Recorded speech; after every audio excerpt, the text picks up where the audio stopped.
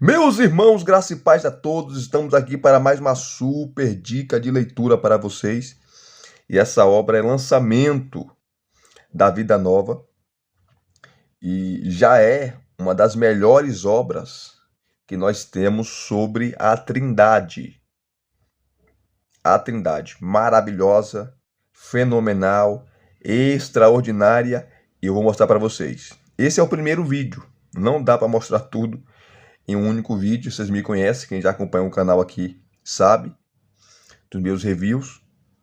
Então, esse é o primeiro vídeo. Vou fazer um segundo review mostrando mais detalhes. A Trindade na Escritura, História, Teologia e Adoração. Ele vai trabalhar essas 4 áreas. A Trindade na Bíblia. Ah, Elias, mas não existe o nome Trindade. É verdade. Você não vai encontrar lá o nome Trindade, mas o conceito você vai encontrar na Bíblia. Ele vai trabalhar a história, né, o desenvolvimento e os desdobramentos da doutrina da Trindade, na teologia e adoração. Robert Lethan. Robert Lethan é o escritor dessa obra e o prefácio é de Sinclair Ferguson. Sinclair Ferguson. Quem é Robert Lethan? Para quem não conhece, mostra aqui o seu currículo extenso, acadêmico. Está aqui, ó. Aqui é a foto dele. E aqui está, ó. Ele é mestre em estudos da religião e em teologia, ambos pelo Westminster Theological Seminary. Doutor em filosofia pela Universidade de Aberdeen. É professor de teologia sistemática e histórica na Union School of Theology, no país de Gales, onde leciona desde 2007. Durante mais de 22 anos, pastoreou igrejas em New Jersey e em Wilmington, no estado de Delaware. Lecionou teologia na London School of Theology, no Westminster Theological Seminary e no Reformed Theological Seminary, no campus de Washington, D.C. É casado com Joan, tem 3 filhos e 4 netos, e recebeu o prêmio literário Gold Medallion Book Award de 2005, concedido pela Christian Book Award, para a primeira edição em inglês de A Trindade. Então, a primeira edição dessa obra foi em 2005 em inglês.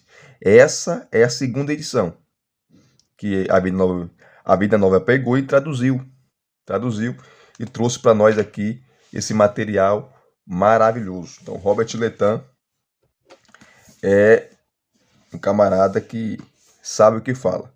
Aqui você tem a Trindade, a obra premiada em sua primeira edição, aparece agora atualizada, revisada e ampliada. Aí você tem aqui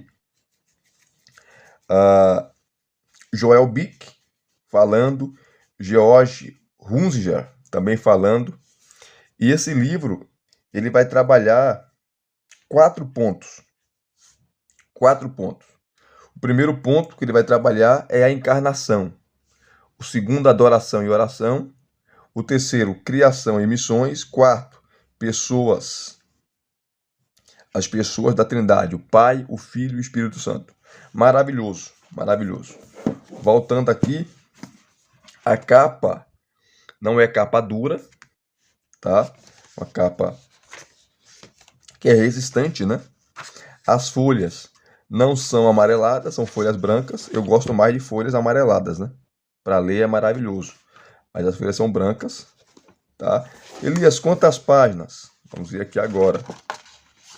Total, ó, 621 páginas. 621 páginas, tá?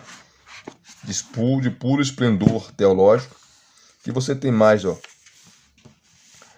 Donald MacLeod, Gerald Blay, Bick, Joel Bick, Paul Hahn, Josie Hunzinger, falando da obra, Douglas Kelly, Ryan McGraw, Paul Monar, Enfim, muita gente boa indicando essa obra.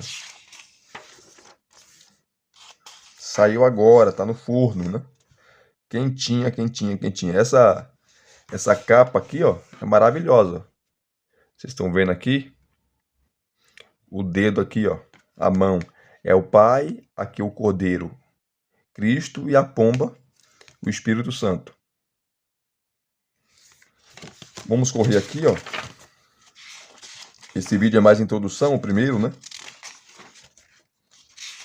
Você vai ter aqui, ele escreveu esse livro para Joan, que é a sua esposa. E aqui você tem o sumário.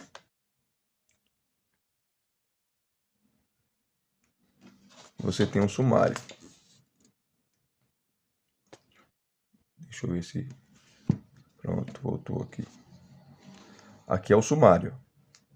Você tem reduções gráficas, prefácio de Sinclair Ferguson, prefácio a essa edição, que é revisada e ampliada, e prefácio à primeira edição.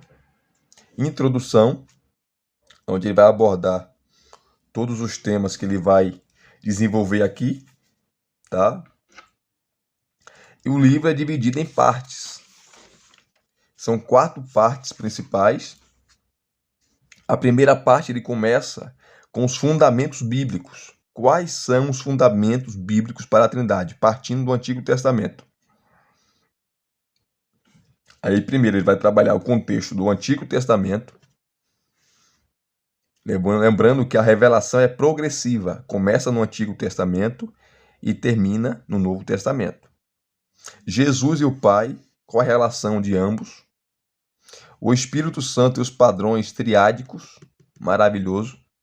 E aqui você tem um discurso também ótimo, que ele vai falar sobre os padrões ternários. Os padrões ternários na Epístola de Paulo aos Efésios, conhecida aí como a Epístola Trinitária.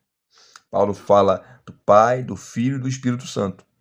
Então, padrões ternários na Epístola de Paulo aos Efésios. Aí acaba o capítulo, a parte 1. A parte 2, ele vai trabalhar o desenvolvimento histórico. São praticamente aí 200 páginas que ele vai trabalhar os desdobramentos históricos acerca da Trindade. Ele começa falando do trinitarismo antigo, partindo dos pais da igreja, vai citar aqui Irineu de Leão, vai citar aqui Orígenes, vai citar aqui Tertuliano, que foi o primeiro que cunhou o termo Trindade e criou várias palavras, vários vocabulários, tá?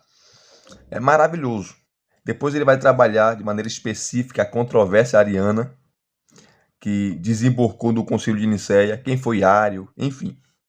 Atanásio, que teve uma contribuição muito grande no desenvolvimento da doutrina da Trindade. Ele trabalha a encarnação do Filho, ele trabalha também as questões em relação à relação do pai com o filho, enfim, maravilhoso. Ele bate pesado contra os arianos, né? Depois os pais capadócios, os 3, né? Basílio Grande, Gregório Niniça, que foi a mente mais brilhante dos 3, e Gregório de Nazianzo. Os pais capadócios que, nas suas obras, trabalharam muito bem essa questão da Trindade, principalmente o Espírito Santo. O Espírito Santo. Aí o Concílio de Constantinopla, que tratou sobre a divindade do Espírito Santo em 381. Agostinho, que escreveu aquela obra aqui, clássica, né, sobre a Trindade. Oriente e Ocidente, que ele vai trabalhar a divisão, né, sobre a controvérsia da cláusula filioque. Tá? Não dá para explicar aqui em detalhes por causa do tempo, mas a Igreja do Oriente e do Ocidente se dividiu aqui, em 1054, e nunca mais, até hoje, né?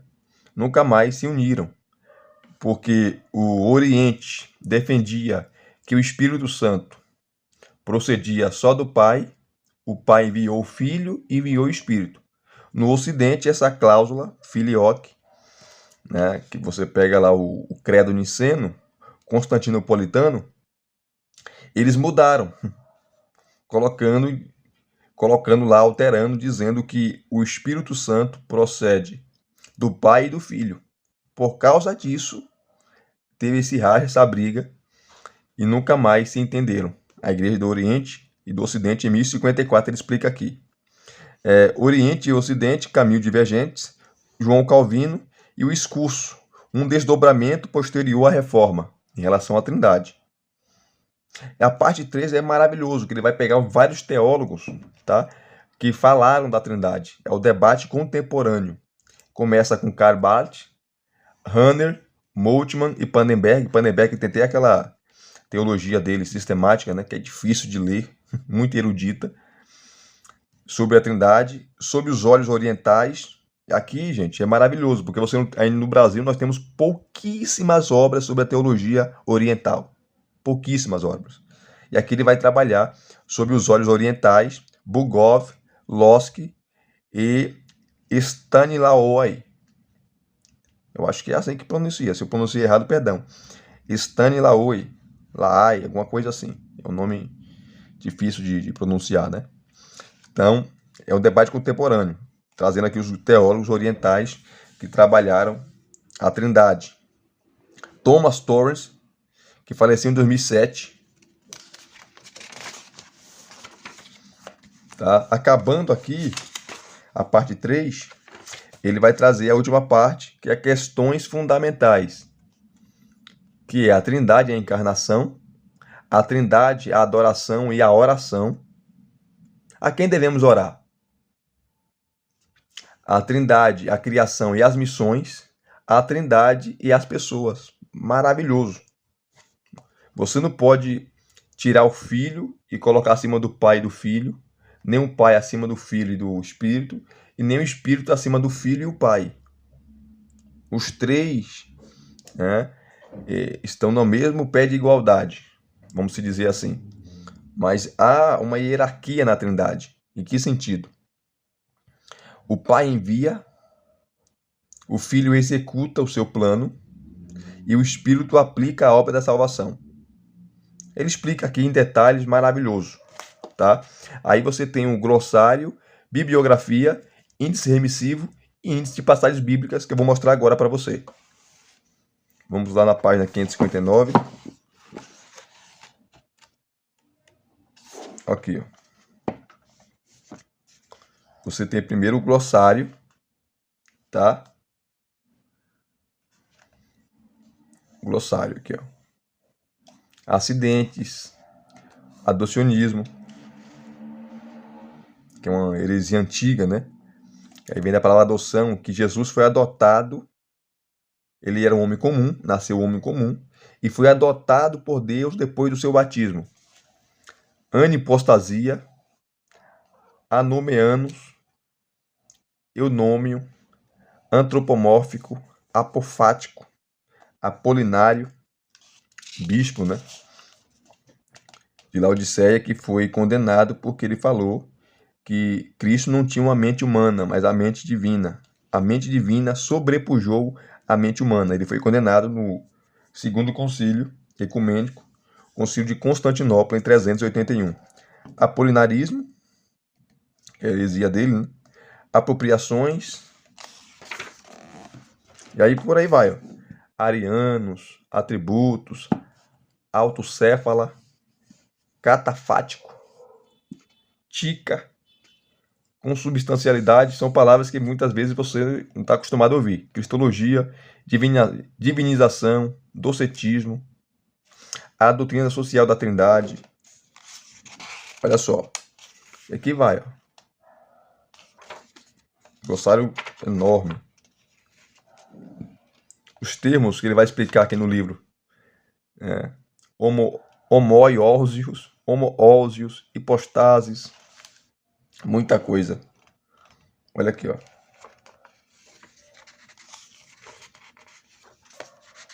Depois vem a bibliografia, tudo em inglês. Para quem lê em inglês é uma maravilha, né? Mas aqui tem algumas obras que já foram traduzidas em português. Deixa eu pegar aqui para vocês. Aqui, ó.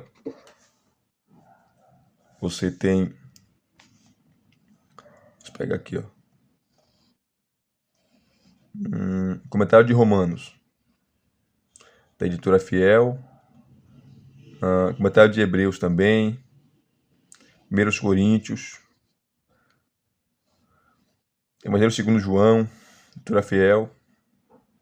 Então você tem vários livros aqui que já foram traduzidos para o nosso idioma, para o português. Cadê? Enfim, você tem várias obras aqui que já foram traduzidas, né? Como aquela série dos Pais da Igreja, da editora Paulus. Falta alguns livros ser traduzidos. E eles estão traduzindo. Então, bibliografia do cara, aquele consultor enorme. Gigantesca, né? Gigantesca. Deixa eu pegar aqui o índice remissivo. Elias, o que é um índice remissivo? Um índice remissivo está em ordem alfabética tudo aquilo que ele trabalha no livro. Todos os assuntos que ele trabalha no livro está no índice remissivo, que vai de A a Z.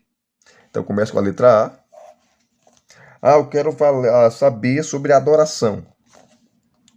Aqui você tem a palavra adoração e aqui você tem as páginas, todas as páginas que ele vai trabalhar essa questão adoração. 36, 40, 53, 58, 67, 68, 71 e por aí vai. As páginas que ele trabalha essa questão. Agostinho está aqui. Todas as páginas que ele trabalha e fala sobre Agostinho. E por aí vai. É de A a Z.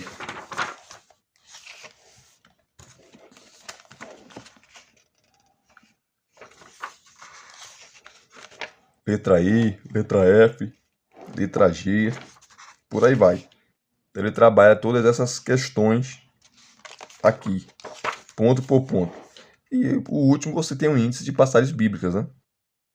E Gênesis aí, Apocalipse, o Antigo Testamento e o Novo Testamento.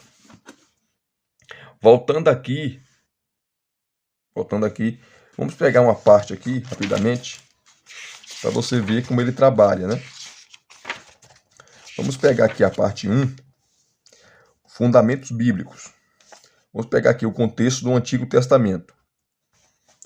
O contexto do Antigo Testamento. Página 45.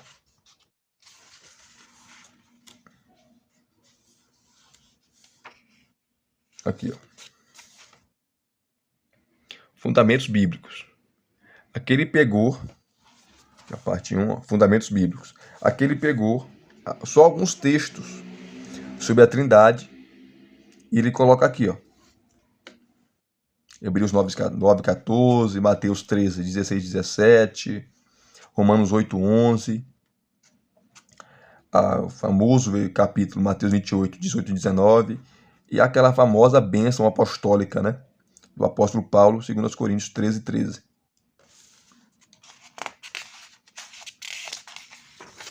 Aqui começa o contexto do Antigo Testamento, a Bíblia e a doutrina da Trindade. Ele vai aqui dar uma pequena introdução sobre a questão. Deus em Gênesis 1. Deus em Gênesis 1. Vai trabalhar aqui o contexto de Gênesis. E aqui, ó, você vai ter sempre várias notas de rodapé o tempo todo, queridos. O tempo todo notas de rodapé. Então ele trabalha Deus em Gênesis 1, Gênesis capítulo 1. Depois ele vai trabalhar a expressão anjo do Senhor, que vai aparecer várias vezes. Você vai ler várias vezes no Antigo Testamento essa expressão anjo do Senhor. Quem é ele? Muitos defendem que se refere a Cristo pré-encarnado no Antigo Testamento. Tá? E ele também é identificado como o próprio Deus. Aqui ele vai trabalhar. Ó, nisso temos indicações da pluralidade divina. Em Gênesis 16, 7-13, um anjo fala como o próprio Deus ao dizer a Agar: certamente multiplicarei tua descendência. informando-a do nascimento iminente de Ismael e do nome que o menino terá. Agar responde ao anjo, chamando o Senhor, que lhe falou de um Deus que vê. Em seguida, em Gênesis 21, 17 e 18, o anjo fala novamente a Agar sobre seu filho, uma vez mais com a voz de Deus. Farei dele uma grande nação. Isso aqui é chamada teofania, né? As aparições de Deus no Antigo Testamento. Em Gênesis 22, versículos 11 a 18, imediatamente depois de Abraão colocar Isaac sobre o altar, o anjo do Senhor chama do céu o patriarca, fazendo promessas de acordo com a aliança que Deus já havia estabelecido, lá no capítulo 12, né? As palavras do anjo aqui são equivalentes às do Senhor em Gênesis 12, de 1 a 3. Certamente eu o abençoarei e multiplicarei a sua descendência. De novo em Gênesis capítulo 31, de 10 a 13, ao falar com Jacó, o anjo do Senhor se identifica como o Deus de Betel. Em Êxodo capítulo 3, de 2 a 6, o anjo do Senhor aparece a Moisés em um arbusto, onde arde uma chama de fogo, ao passo que no arbusto o Senhor vê. Versículo 4. Fala, a partir do versículo 4. Ele se identifica como Deus, versículo 6. Mais tarde, depois da conquista de Canaã, em Juízes capítulo 2, de 1 a 5, o anjo do Senhor que vai de Gilgal a Boquim, fala em nome de Yahvé, dizendo: Eu os tirei do Egito, e disse: Nunca quebrarei minha aliança com vocês, mas vocês não obedeceram a minha voz. Ao aparecer a Gideão, o anjo do Senhor, está no capítulo 6, o anjo do Senhor é o Senhor. Em seguida, quando aparece aos pais de Sansão, Manoá e sua esposa, em Juízes 13, um anjo do Senhor é equiparado a um homem de Deus pela esposa de Manoá em sua primeira aparição, ao passo que da segunda vez ele é um anjo de Deus, o Senhor, e também um homem. Depois disso, perplexos e temerosos, o casal reconhece que, ao ver o anjo do Senhor, na verdade viu a Deus. Em cada caso, o anjo aparece como um homem, mas é ao mesmo tempo comparado a Deus. Agostinho debaterá exaustivamente essas questões em sua grande obra, A Trindade. Aqui temos um personagem identificado como Deus, mas distinto dele, porquanto não há explicação alguma de como isso é possível e toda a série de eventos é entendida à luz da existência de um Deus único. Então veja a importância, né? Depois ele vai trabalhar as teofanias do Antigo Testamento, como eu falei para vocês. Teo, Deus, fania, aparições. As aparições de Deus no Antigo Testamento. Depois ele vai trabalhar o monoteísmo rigoroso, rígido. Fala que Deus é indivisível, não se pode dividir. Ele não tira nada dele para ninguém. Quem defende isso é os judeus, né? Então ele vai começar citando aqui o Shema, Deuteronômio capítulo 6, de 4 e 5. Ouve Israel, o Senhor nosso Deus é o único Senhor. Trabalha essa questão aqui, citando vários textos também no Antigo Testamento. Distinção em Deus. Em várias passagens, Yahvé se dirige a Yahvé, não para fins de autodeliberação, mas o que tudo indica como agentes distintos. Aí ele vai citar o famoso Salmo 110. Disse o Senhor ao meu Senhor, assenta-te à minha direita. O famoso texto, né? Messiânico. Trabalhar essa questão aqui. Depois ele vai trabalhar Deus como Pai. É tudo no Antigo Testamento, tá? Ele vai trabalhar o Espírito de Deus. Citando aqui vários textos do Antigo Testamento. A palavra e a sabedoria de Deus. A sabedoria eterna de Deus. Quem é essa sabedoria no Novo Testamento? A gente sabe que é Cristo. É Cristo. Então você vai vendo os desdobramentos da doutrina da Trindade, partindo do Antigo Testamento. A base, né, é o Antigo Testamento. A expectativa da vinda do Messias, vai citar as profecias messiânicas, síntese.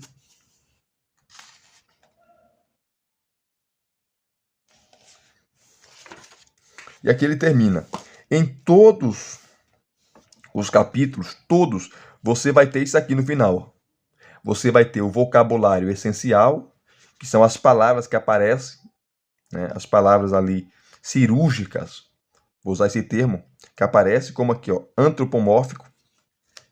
Elias, o que é antropomorfismo? É colocar qualidades humanas em Deus. Deus usa a nossa anatomia para falar conosco. Então você vai ouvir falar do cabelo de Deus, da mão de Deus, do pé de Deus, do olho de Deus, da boca, do nariz, do ouvido. Então ele usa a nossa anatomia, a linguagem humana, para comunicar ou se comunicar conosco. Isso é antropomorfismo. Depois a outra palavra, monoteísmo, tipologia. Aí para a reflexão, ele faz uma pergunta. Em que medida pode se faltar, ou que medida pode se falar da revelação da Trindade no Antigo Testamento? Ele dá uma sugestão de leitura sempre. Nesse caso aqui, são obras em inglês, tá? E trabalha aqui a questão Jesus, Deus e o Espírito Santo no Novo Testamento, a partir ali da interpretação do Antigo Testamento. É um livro de 2016, Oxford University. Então é muito livro que maravilhoso que não foi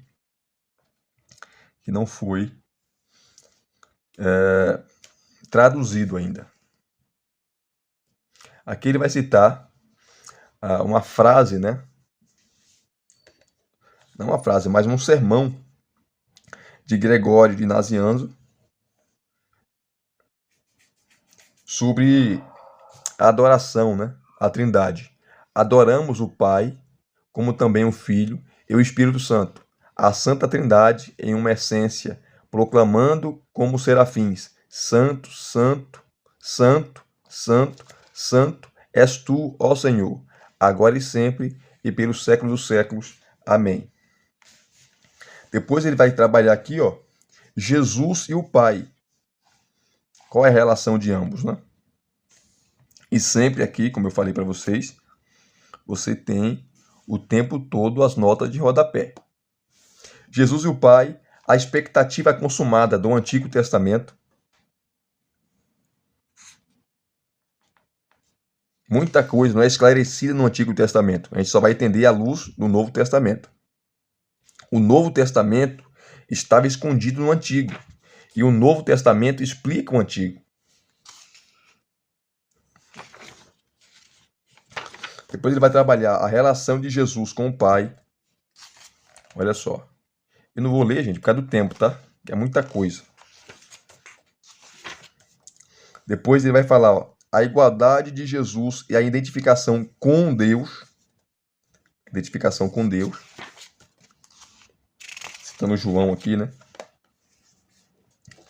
As obras de Jesus como Criador e Juiz. Jesus como Salvador. Adoração de Jesus. Ele vai citar textos bíblicos, tá?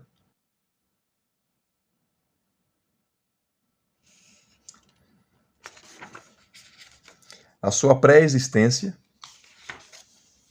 Aí ele termina concluindo. Conclusão. Concluindo aqui,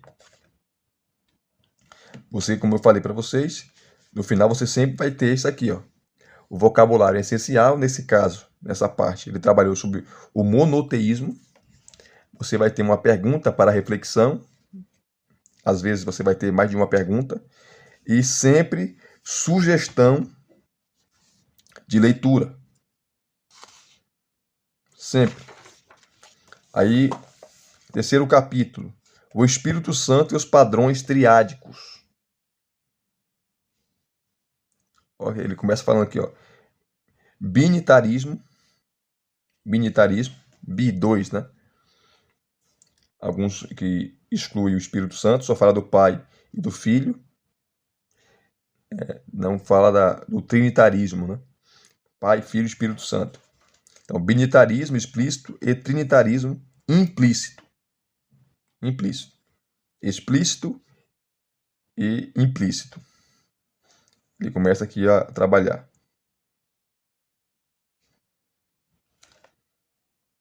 Ele trabalha aqui, ó. O que distinguiu a igreja foi a maneira que ela interpretou Jesus Cristo. No Novo Testamento, ele é objeto de devoção reservada no Antigo Testamento somente para Yahvé. De modo algum, porém, a igreja entendeu que isso entrava em conflito com a adoração do Antigo Testamento. Tá? Isso não entrava em conflito, como se fosse semelhante às formas de idolatria praticada antes do exílio. Tampouco era desdobramento do politeísmo pagão. Os judeus falam que nós, cristãos, somos pagãos. Nós somos politeístas, que adoramos 3 deuses. Eles não aceitam a Trindade. A igreja interpretou o fato dentro dos limites do monoteísmo no Antigo Testamento. Tudo ocorreu em uma etapa bastante antiga da existência da igreja. Não foi uma ideia introduzida de modo sutil, de fora para dentro. Para Hurtado, aquele famoso livro dele, né, o Larry Hurtado, sobre Jesus Cristo, né, a devoção dele nos primórdios do cristianismo, a devoção em relação a ele nos primórdios do cristianismo, ele trabalha sobre isso. Para Hurtado, ela não foi tanto um desenvolvimento do monoteísmo no Antigo Testamento, e sim uma mutação resultante da vida e do ministério de Jesus e de sua ressurreição e da oposição dos judeus, obrigando a igreja a enunciar suas crenças distintivas sobre Jesus. Hurtado identifica um binitarismo básico no Novo Testamento, Deus e o Filho.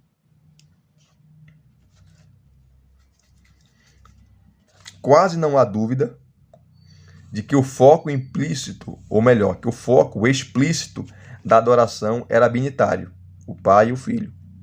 A importância evidente de Jesus Cristo e o impacto de sua ressurreição colocaram sob os holofotes uma concentração unificada de adoração a Deus, Pai e ao Senhor Jesus Cristo.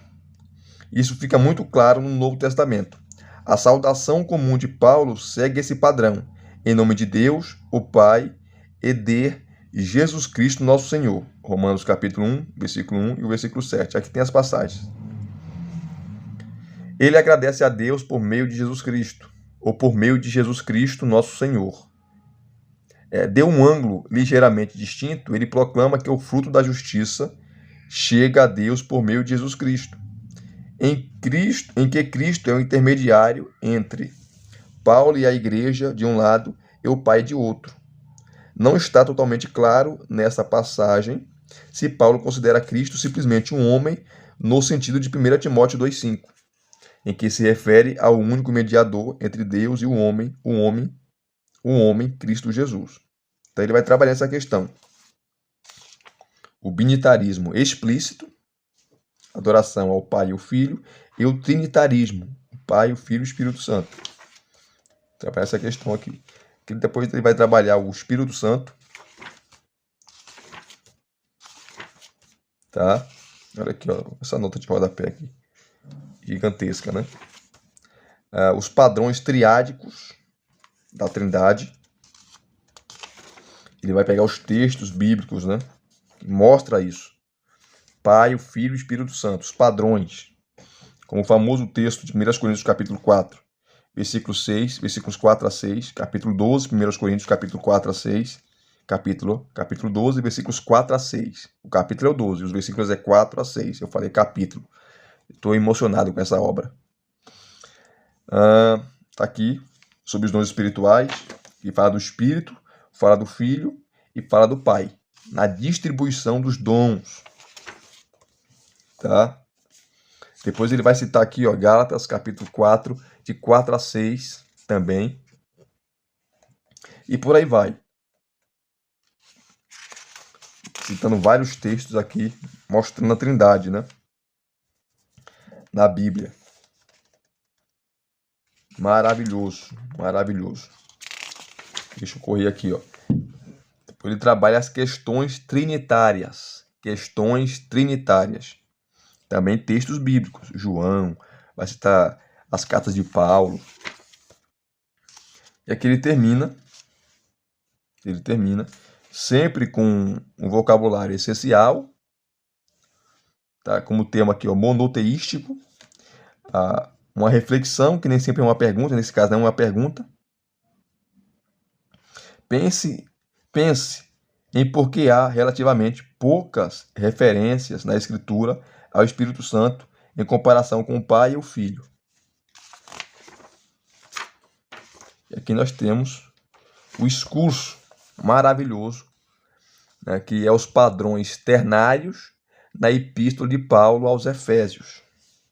Ele trabalha aqui Efésios. Ele vai trabalhar a questão da autoria, né? Porque nos melhores manuscritos, nos mais antigos, não tem a palavra em Éfeso. Não tem. Ele trabalha essa questão aqui rapidamente. Paulo, ele coloca entre aspas, ou melhor, uma interrogação, porque muitos defendem que não foi Paulo que escreveu. Foi um discípulo de Paulo. Isso não pode ser sustentado. A carta é de Paulo. A Trindade em Efésios, se você ler a carta aos Efésios, você vai ver os termos ali trinitários, principalmente o capítulo 1, de 3 a 14, que você vê o Pai, o Filho e o Espírito Santo. O Pai planejando a obra da salvação, que é a eleição e predestinação. O Filho executando esse plano, versículos 7 a 12, e o Espírito Santo aplicando a obra da salvação, versículos 13 e 14. Ele vai explicar aqui essa questão. A Trindade em Efésios, trabalhar. A Trindade é o plano da salvação. Aí vem um texto que eu acabei de citar, Efésios capítulo 1, de 3 a 14. Depois outros textos aqui que ele vai trabalhar. Efésios 2, de 4 a 10. A Trindade é o nosso conhecimento de Deus. Efésios capítulo 1, versículo 17. Efésios 2, 18. Efésios 3, do 14 a 17, parte A. Efésios 5, 18. 5, 18 a 20. Efésios capítulo 6, do 10 a seguir. A Trindade é a igreja. Ele trabalha com a questão de Efésios capítulo 2, do 20 ao 22. Efésios capítulo 4, de 4 a 6. Olha só. E aqui ele conclui.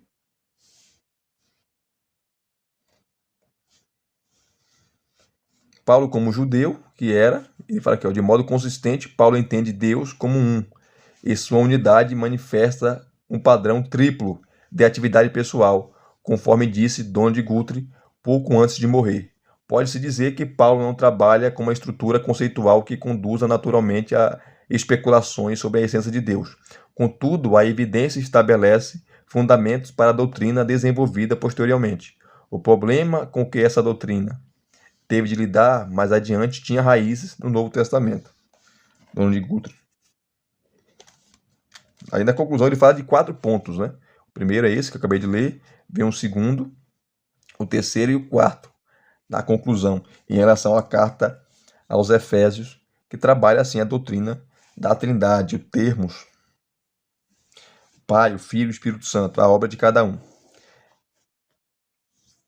E aqui nós temos a parte 2, que é o desenvolvimento histórico, mas isso eu só vou mostrar no segundo vídeo. Tá? No segundo vídeo estarei mostrando para vocês a parte 2 e outras partes, como ele trabalha a Trindade, né? A Trindade, na escritura, na história, teologia e adoração. Então essa primeira parte foi mais uma introdução. Mostrei o sumário, mostrei o currículo do Robert Lethan. Enfim, é uma obra maravilhosa, fundamental para você que quer aprender sobre a Trindade, estudar sobre a Trindade, ler sobre a Trindade, ou você que não tem noção, tem dúvidas. É um livro maravilhoso que vai te esclarecer, tanto na escritura, como na história da igreja, na teologia e adoração.